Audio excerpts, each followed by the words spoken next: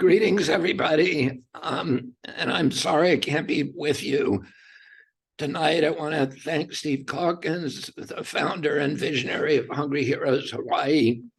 And I just wanted to start by sharing my grief with you. I've been to Lahaina many times. I've been to Maui many, many times. It's one of those magical spots for me and my family that just seemed untouched by all of the corruption and sadness of the world, in a place where, we always went to find happiness. And it was a reliable oasis for us of happiness. It just seemed protected from any kind of evil or badness. And like most of the world, I'm just shocked by what happened. And I send you my love and my condolences for all of you've lost. I have suffered loss in my life. I watched my dad die when I was 14 years old. I lost two of my brothers. One of them, I watched him die, and in 2001, I found my wife after she took her own life. I had my offices destroyed and lost many, many of my friends in a World Trade Center attack. And I lost two nieces during the pandemic, two who died. One of them died in a freak accident with her 10-year-old son, who is very close to my own children, in a canoe accident and a drowning.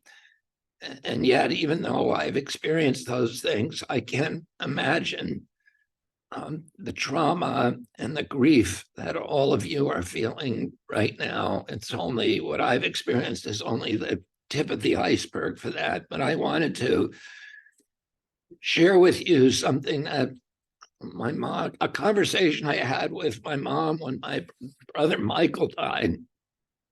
And she had by then lost her parents, both her parents, in plane crashes. She lost her husband, my father, and many, many other close people. And she was accustomed to grief and had figured out ways to process it in a way that was really dignified and admirable. And I asked her whether the hole that people leave in you when they die, whether it ever gets any smaller. And my mother told me at that point that it never gets any smaller. But our job is to grow ourselves bigger around that hole. And the way that we do that is by incorporating the best virtues of those people that we lost into our own character. And in making that effort, we build ourselves, we build our character, and we give those people a kind of immortality, because we're thinking every day about how to improve ourselves by incorporating the lessons of their lives and the virtues that they displayed when they were with us.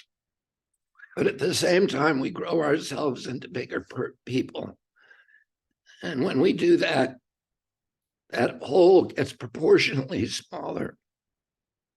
And the path that you are, this very, very admirable path that all of you have committed yourselves to use this incident, not to allow yourselves to be shattered and destroyed and overwhelmed, but to rather bring yourselves together, to not even wait for the government to come and rescue you, but to bring yourselves together and to rebuild a sense of community. And, God talks to us through many vectors, through each other, through organized religions, through the great books of those religions, through wise people and prophets and art and music and literature and poetry, but nowhere with, and through nature. and, through creation. But he or she or it probably talks to us most precisely through each other. And we understand God through our relationships, and his or her power flows through us from other people, from even people we don't like, but especially people who we love, and living or dead.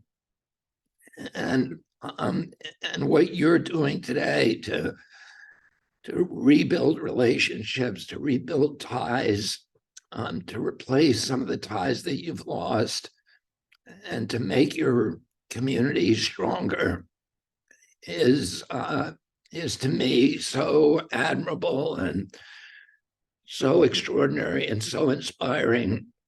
And I just want to thank you for that inspiration. It's the inspiration that the entire world will see. So I want to thank Steve and everybody who is part of this event. And I want you to know that you are in my daily prayers and the prayers of my family.